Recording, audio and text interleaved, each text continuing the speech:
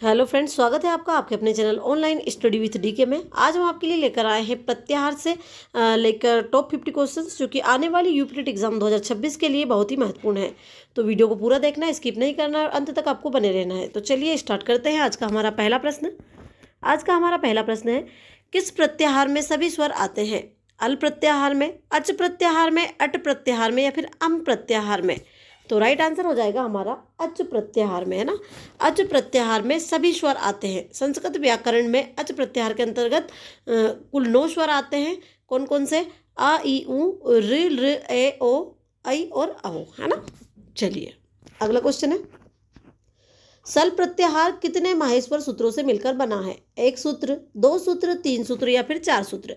तो सल प्रत्याहार 2 माहेश्वर सूत्रों से मिलकर बना है ना। कौन कौन से? श स स र और हल नामक 2 सूत्रों से मिलकर बनता है सल प्रत्याहार, है ना। चलिए आगे बढ़ते हैं।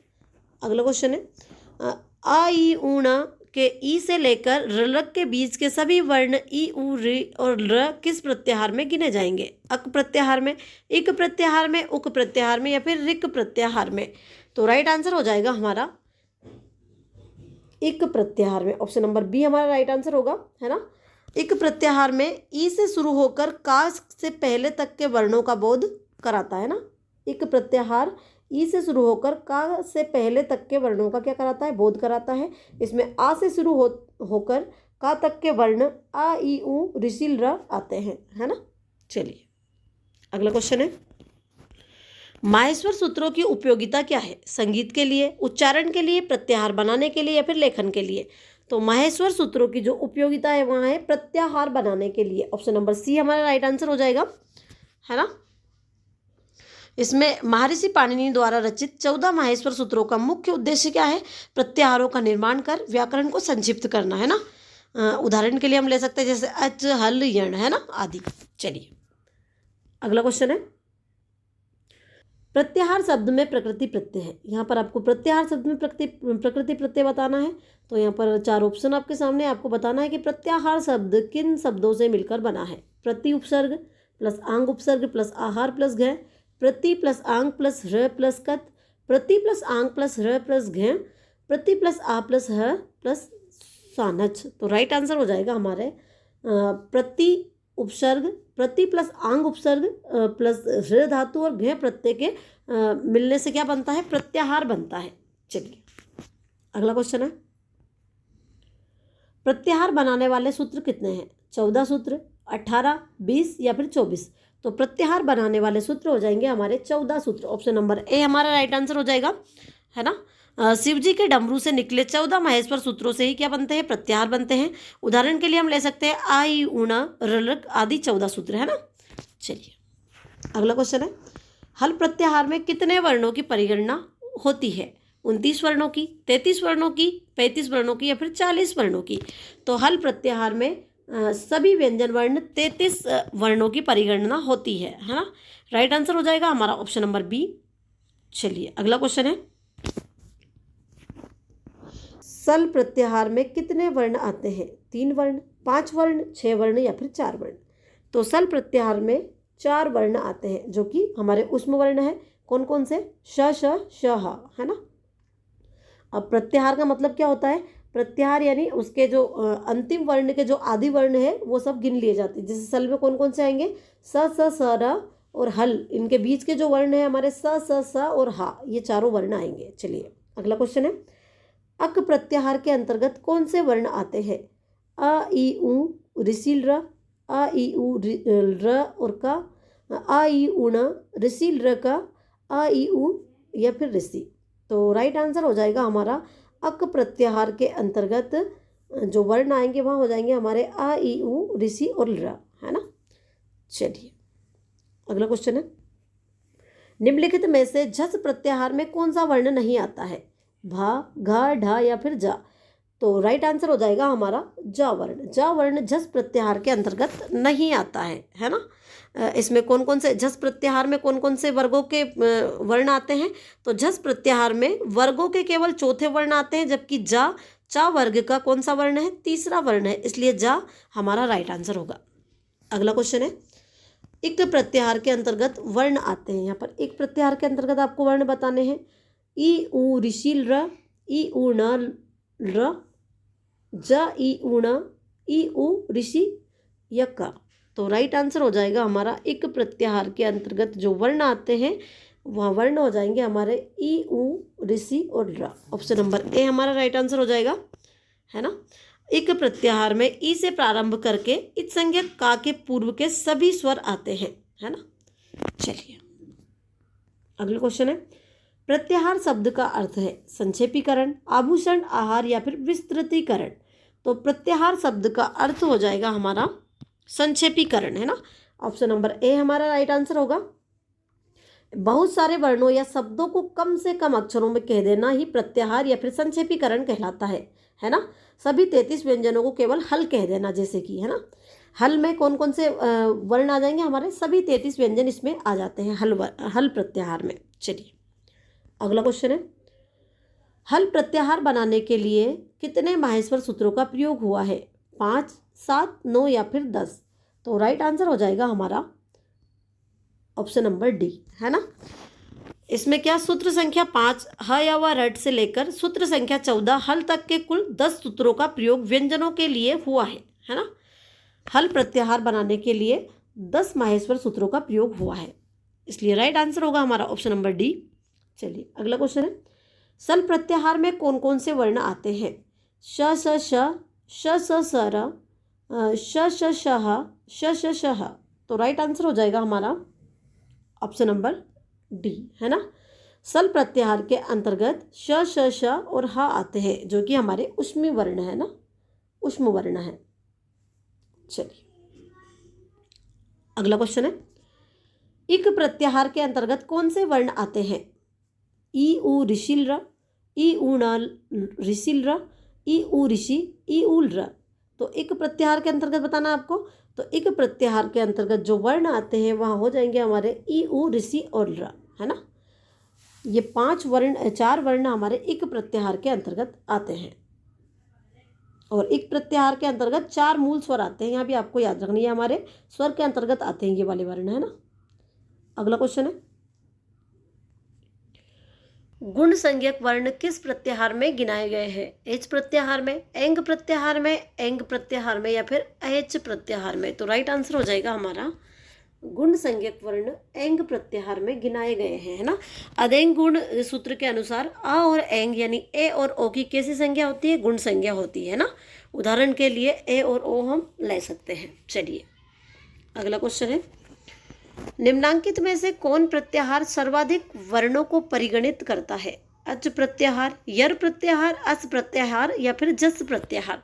तो राइट आंसर हो जाएगा हमारा यर प्रत्याहार सर्वाधिक वर्णों को परिगणित करता है ना। इसमें कितने वर्ण आते हैं, तो इसमें 32 वर्ण आते हैं, हा को छोड़कर सभी व्यंजन वर्ण इसमें आ जाते हैं। तो राइट आंसर हो जाएगा हमारा ऑप्शन नंबर बी। चलिए अगला क्वेश्चन है, प्रत्यान ही अंते संक्षिप्त अंते वर्णा यत्रिशा रिक्त स्थान की पूर्ति करें, संक्षेपीकरण, विस्तृतीकरण, प्रत्याहार या फिर आभूषण। तो राइट आंसर हो जाएगा हमारा प्रत्यान ही अंते संक्षिप्त अंते वर्णा यत्रिशा संक्षेपीकरण। ऑप्शन नंबर ए हमारा राइट आंसर होगा, है ना। यहाँ प्रत्याहार की परिभाषा है, जहाँ वर्णों का संक्षेपीकरण किया जाता है वहाँ प्रत्याहार कहलाता है। उदाहरण के लिए हम अच ले सकते हैं, अच में हमारे सभी स्वर आ जाएंगे ना, हमारे 9 स्वर इसमें आ जाएंगे। राइट आंसर हो जाएगा हमारा ऑप्शन नंबर ए। चलिए अगला क्वेश्चन है, हल प्रत्याहार बनाने के लिए किस किस सूत्र का प्रयोग किया गया है, हयावरट से लेकर हल तक, हल से लेकर हयावरट तक, हल से लेकर हल तक या फिर हा से लेकर ला तक। तो राइट आंसर हो जाएगा हमारा हयावरट से लेकर हल तक, है ना। सभी व्यंजन वर्ण हयावरट के हा से प्रारंभ होकर हल के ला तक विस्तृत है ना, सूत्र 15 से 14 तक, है ना। चलिए अगला क्वेश्चन है, अंतस्थ वर्ण किस प्रत्याहार के अंतर्गत गिने गए हैं। यहाँ पर अंतस्थ वर्ण किस प्रत्याहार के अंतर्गत गिने गए, यहाँ आपको बताना है, सल प्रत्याहार, यण प्रत्याहार, जस प्रत्याहार या फिर यय प्रत्याहार। तो राइट आंसर हो जाएगा हमारा ऑप्शन नंबर बी, है ना। ऑप्शन नंबर बी हमारा राइट आंसर होगा। यण प्रत्याहार के अंतर्गत सभी अंतस्थ वर्ण रखे गए हैं, या व राला, है ना। उदाहरण के लिए हम या व राला ले सकते हैं। यवाराला हमारे कौन से वर्ण है? अंतस्थ वर्ण है ना, तो यहाँ यण प्रत्याहार के अंतर्गत गिने गए हैं। राइट आंसर होगा हमारा ऑप्शन नंबर बी। चलिए अगला क्वेश्चन है, इन प्रत्याहार के अंतर्गत कौन कौन से वर्ण परिगणित है? ई उ, ई ऊण, ई उ ऋषि, र, ए ओ, ए आई, औ, ह या व र ला, है ना, या फिर ई उ या ऋषि। तो राइट आंसर हो जाएगा हमारा ऑप्शन नंबर सी, है ना। इन प्रत्याहार के अंतर्गत ई उ ऋषि, र, ए ओ, आई, औ, ह या व र ला, ये सभी वर्ण रखे गए हैं ना। पाणिनि व्याकरण में इन प्रत्याहार लण सूत्र के अंतिम ना तक माना जाता है ना, ई से लेकर ला तक के वर्ण इसके अंतर्गत आते हैं। चलिए अगला क्वेश्चन है, वृद्धि संज्ञक वर्ण किस प्रत्याहार के अंतर्गत समाहित है? एज प्रत्याहार, ऐज प्रत्याहार, एंग प्रत्याहार या फिर ऐंग प्रत्याहार। तो राइट आंसर हो जाएगा हमारा एज प्रत्याहार, है ना। वृद्धि संज्ञक वर्ण एज प्रत्याहार के अंदर समाहित है ना। वृद्धि आदेश सूत्र से आ, ए, औ की वृद्धि संज्ञा होती है और एज के अंतर्गत आई और औ आते हैं, है ना। तो राइट आंसर होगा हमारा ऑप्शन नंबर बी। चलिए अगला क्वेश्चन है, वर्गों के तीसरे वर्ण किस प्रत्याहार में आते हैं? द्रस प्रत्याहार में, सल प्रत्याहार में, जस प्रत्याहार में या फिर हस प्रत्याहार में। तो राइट आंसर हो जाएगा हमारा जस प्रत्याहार में। वर्गों के तीसरे वर्ण जस प्रत्याहार के अंतर्गत आते हैं, है ना। जबगढ़ सूत्र से बने जस प्रत्याहार में पांचों वर्गों के तीसरे वर्ण आते हैं, है ना। चलिए जैसे कि जबगढ़। अगला क्वेश्चन है, जिनकी सहायता से कम शब्दों में अधिकतम बात कही जा सके उन्हें कहते हैं? प्रत्याहार कहते हैं, संक्षिप्त वर्ण कहते हैं, स्वर कहते हैं या फिर दीर्घ कहते हैं। तो जिनकी सहायता से कम शब्दों में अधिकतम बात कही जा सके उन्हें प्रत्याहार कहते हैं, है ना। क्या कहते हैं? प्रत्याहार कहते हैं। ऑप्शन नंबर ए हमारा राइट आंसर होगा, है ना। जैसे कि अल कहने मात्र से सभी स्वर और व्यंजन उसमें आ जाते हैं। उदाहरण के लिए हम ले सकते हैं अल में क्या आते हैं? हमारे सभी स्वर भी आ जाते हैं और व्यंजन भी आ जाते हैं। चलिए अगला क्वेश्चन है, झस प्रत्याहार में वर्गों के चौथे वर्ण किन दो सूत्रों में आते हैं? झभय और झबगढ़ दस, झभय और घड़धस, झभय और खप छठ चट तव, झभऊ और सस सर। तो राइट आंसर हो जाएगा हमारा झभय और गढ़धस, है ना। झस प्रत्याहार में वर्गों के कौन से वर्ण आते हैं? तो झस प्रत्याहार में वर्गों के चौथे वर्ण आते हैं जो इन दो माहेश्वर सूत्रों में स्थित है। कौन कौन से? झब घड़ ध। उदाहरण के लिए हम ले सकते हैं झब घड़ ध, क्योंकि या और शा का क्या हो जाता है यहाँ पर? तस्य लोपा सूत्र से लोप हो जाता है। चलिए अगला क्वेश्चन है, या व राला इन वर्णों की गणना किस प्रत्याहार के अंतर्गत होती है? यल प्रत्याहार, यय प्रत्याहार, यण प्रत्याहार या फिर यर प्रत्याहार। तो राइट आंसर हो जाएगा हमारा ऑप्शन नंबर सी, या व राला इन वर्णों की गणना यण प्रत्याहार के अंतर्गत होती है। और यहाँ हमारे अंतस्थ वर्ण है ना। कौन से वर्ण है? अंतस्थ वर्ण है। चलिए अगला क्वेश्चन है, माहेश्वर सूत्रों में हकार आदि में अकार का क्या प्रयोजन है? इत संज्ञार्थ, उच्चारणार्थ, हल्प प्रत्याहार, ग्रहणार्थ या फिर लोपार्थ। तो राइट आंसर हो जाएगा हमारा ऑप्शन नंबर बी, है ना। माहेश्वर सूत्रों में हकार आदि में अकार का उच्चारणार्थ का प्रयोजन है ना। इसमें क्या होता है? इसके अनुसार व्यंजनों में जुड़ा आ केवल उनके उच्चारण की सुविधा के लिए होता है ना। जैसे कि हल में हा पूर्ण बोलने के लिए हमें आ बोलना पड़ता है। जैसे हल में हम अगर आ हा को पूर्ण रूप से बोलेंगे तो आ मिला है, उसमें क्या मिला है? आ मिला है। चलिए अगला क्वेश्चन है, अक प्रत्याहार किस संधि के अंतर्गत आता है? वृद्धि संधि के, यण संधि के, आयादी संधि के या फिर दीर्घ संधि के। तो राइट आंसर हो जाएगा हमारा अक प्रत्याहार दीर्घ संधि के अंतर्गत आता है। ऑप्शन नंबर डी हमारा राइट आंसर होगा। आकाशा वर्ण दीर्घ सूत्र के अनुसार दीर्घ संधि में अक प्रत्याहार का प्रयोग होता है। जैसे कि विद्यालय, है ना, विद्या प्लस आलय। चलिए अगला क्वेश्चन है, ऊष्म वर्णों का बोधक प्रत्याहार है? यण प्रत्याहार, सल प्रत्याहार, हस प्रत्याहार या फिर जस प्रत्याहार। तो राइट आंसर हो जाएगा हमारा ऊष्म वर्णों का बोधक प्रत्याहार है हमारा सल प्रत्याहार। ऑप्शन नंबर बी हमारा राइट आंसर होगा, है ना। क्या जाएगा हमारा? ऑप्शन नंबर बी हमारा राइट आंसर होगा। सल प्रत्याहार ऊष्म या फिर संघर्षी वर्णों का बोध कराता है, जैसे कि श श श ह। चलिए अगला क्वेश्चन है, अंत्य इत वर्ण के साथ जो आदि वर्ण वहां मध्यगामी सभी वर्णों का बोधक होता हुआ रिक्त स्थान का भी बोध कराता है, रिक्त स्थान की क्रमशः पूर्ति करे।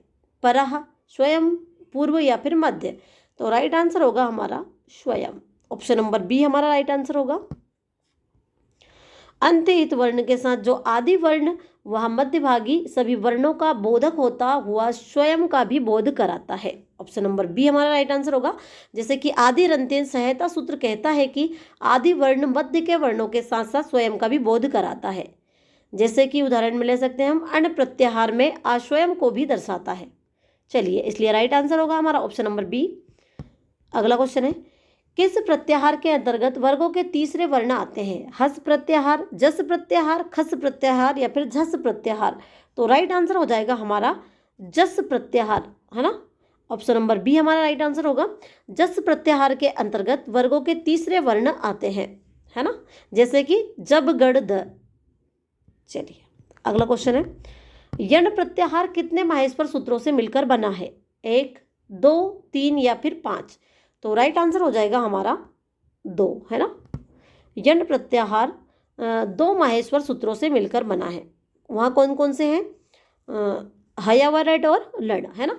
इन दोनों सूत्रों से मिलकर हमारा यण प्रत्याहार बना है। चलिए अगला क्वेश्चन है,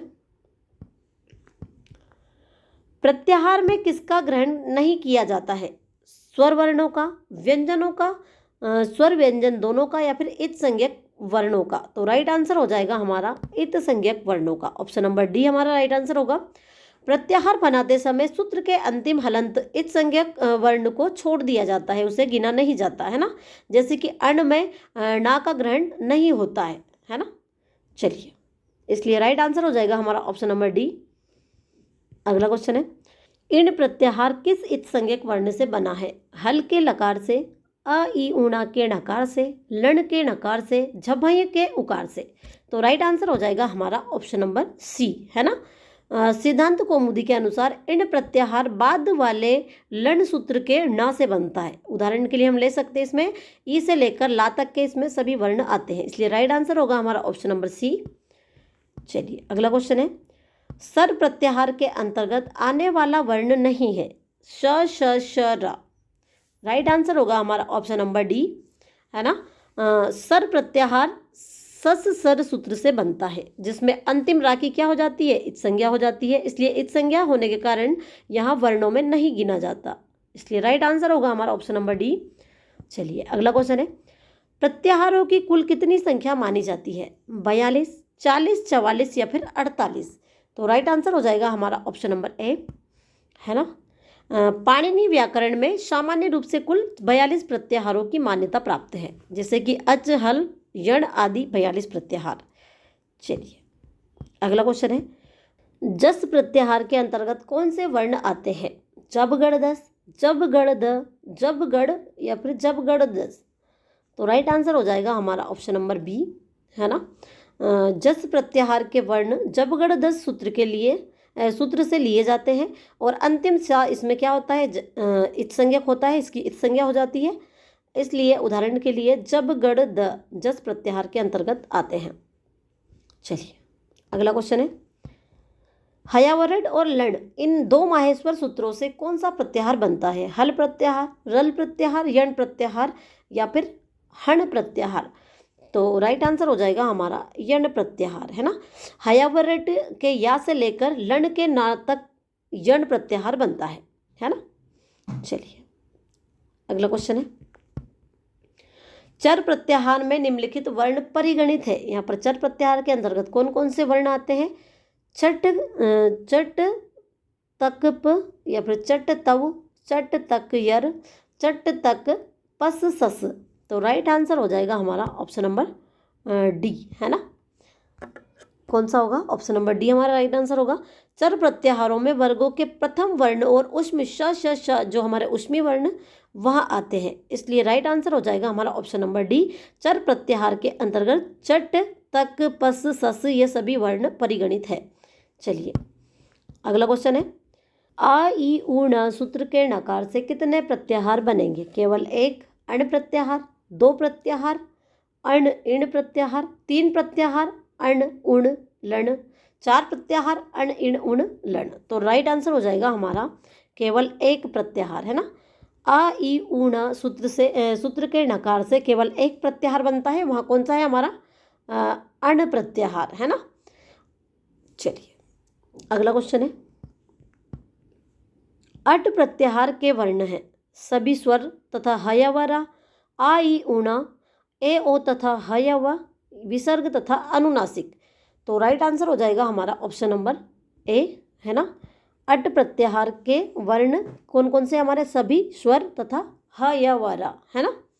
अट प्रत्याहार में अच यानी सभी स्वर और हयवरट के यवरा आते हैं, हयवरा आते हैं। राइट आंसर हो जाएगा हमारा ऑप्शन नंबर ए। चलिए अगला क्वेश्चन है, रा और यम प्रत्याहारों को लेकर प्रत्याहारों की संख्या है 44, 42, 48 या फिर 50। तो राइट आंसर हो जाएगा हमारा ऑप्शन नंबर ए, है ना। रा और यम प्रत्याहारों को लेकर प्रत्याहारों की कुल संख्या 44 है। कितनी है? 44 है ना। मूल 42 प्रत्याहारों में यदि रा और यम को भी शामिल कर लिया जाए तो कुल संख्या कितनी हो जाती है? 44 हो जाती है। इसलिए राइट आंसर हो जाएगा हमारा ऑप्शन नंबर ए। चलिए अगला क्वेश्चन है, चय प्रत्याहार में कौन से वर्ण आते हैं? चत, कपय, चत, फपय, चट, तकप या चकपय। तो राइट आंसर हो जाएगा हमारा ऑप्शन नंबर सी, है ना, चट तकप, है ना। चय प्रत्याहार में पांचों वर्गों के प्रथम वर्ण आते हैं, है ना। चय प्रत्याहार में क्या होता है? चय प्रत्याहार में पांचों वर्गों के प्रथम वर्ण आते हैं, चट तक प, है ना। चलिए राइट आंसर हो जाएगा हमारा ऑप्शन नंबर सी। अगला क्वेश्चन है, माहेश्वर सूत्रों के अंत में जो हलंत वर्ण है ण का, इंगा, च, इनका क्या प्रयोजन है? सूत्र बनाना, स्त्रीलिंग बनाना, शब्द बनाना या फिर प्रत्याहार बनाना। तो राइट आंसर हो जाएगा हमारा प्रत्याहार बनाना, है ना। माहेश्वर सूत्रों के अंत में जो हलंत वर्ण है इनका जो प्रयोजन है वहाँ क्या है? प्रत्याहार बनाना है ना। अक बनाने के लिए का उपयोग होता है। चलिए अगला क्वेश्चन है, अक क्या है? उपसर्ग है, प्रत्यय है, अव्यय है या फिर प्रत्याहार है? तो राइट आंसर हो जाएगा हमारा प्रत्याहार है ना। अक क्या है? प्रत्याहार है। अक संस्कृत व्याकरण का एक प्रसिद्ध प्रत्याहार है ना। अकः सवर्णे दीर्घा में प्रयुक्त अक। चलिए अगला क्वेश्चन है, अट प्रत्याहार में इत्संज्ञक वर्ण टा किस सूत्र का है? हयवरट का, हयवट का, घड़ धस का या फिर चट तव का? तो राइट आंसर हो जाएगा हमारा ऑप्शन नंबर ए, है ना। अट प्रत्याहार में इत्संज्ञक वर्ण टा हयवरट का सूत्र है ना। किसका सूत्र है? हयवरट का सूत्र है। आ से लेकर हयवरट के टा तक इसमें जो वर्ण आते हैं अट प्रत्याहार में कौन कौन से आते हैं? आ से लेकर हयवरट के टा तक जो वर्ण आते हैं वो अट प्रत्याहार के अंतर्गत आते हैं। चलिए अगला क्वेश्चन है, अक प्रत्याहार के अंतर्गत कौन कौन से वर्ण आते हैं? आ ई उ ऋषिलरा, आ ई उ ऋषिलरा या फिर सभी स्वर? तो राइट आंसर हो जाएगा हमारा आ ई उ ऋषि और रा, ऑप्शन नंबर ए हमारा राइट आंसर होगा। अक प्रत्याहार में 5 ह्रस्व स्वर आते हैं ना। कौन कौन से? आ ई उ ऋषि और रा। चलिए अगला क्वेश्चन है, अच प्रत्याहार में कुल वर्णों की संख्या कितनी है? 7, 9, 12 या फिर 5? तो अच प्रत्याहार में वर्णों की संख्या कितनी है हमारी? 9 है ना। ऑप्शन नंबर बी हमारा राइट आंसर होगा। संस्कृत व्याकरण में अच प्रत्याहार के अंतर्गत कुल 9 स्वर माने गए हैं। कौन कौन से? आ ई उ ऋषि रा, ए ओ, आई और औ। चलिए अगला क्वेश्चन है, किस प्रत्याहार में वर्गों के प्रथम वर्ण आते हैं? कय प्रत्याहार में, शय प्रत्याहार में, हय प्रत्याहार में या फिर चय प्रत्याहार में? तो राइट आंसर हो जाएगा हमारा चय प्रत्याहार में, है ना। चय प्रत्याहार में वर्गों के प्रथम वर्ण आते हैं। चलिए कौन कौन से? चट तक प। अगला क्वेश्चन है, अगला और लास्ट क्वेश्चन है, निम्न में से कौन सा प्रत्याहार सर्वाधिक वर्णों को परिगणित करता है? अल प्रत्याहार, हल प्रत्याहार, अच प्रत्याहार या फिर यय प्रत्याहार? तो राइट आंसर हो जाएगा हमारा अल प्रत्याहार, ऑप्शन नंबर ए हमारा राइट आंसर होगा। अल प्रत्याहार में आ से शुरू होकर हल के ला तक सभी 42 स्वर प्लस व्यंजन वर्ण आ जाते हैं, है ना। उदाहरण के लिए सभी स्वर और सभी व्यंजन इसके अंतर्गत आ जाते हैं, इसलिए अल प्रत्याहार सर्वाधिक वर्णों को परिगणित करता है। तो ये थे आज के हमारे टॉप 50 क्वेश्चंस जो यहीं पर खत्म होते हैं। वीडियो अच्छी लगी हो तो वीडियो को लाइक, चैनल को सब्सक्राइब जरूर कीजिएगा। मिलते हैं आपसे अगले वीडियो में, तब तक के लिए धन्यवाद।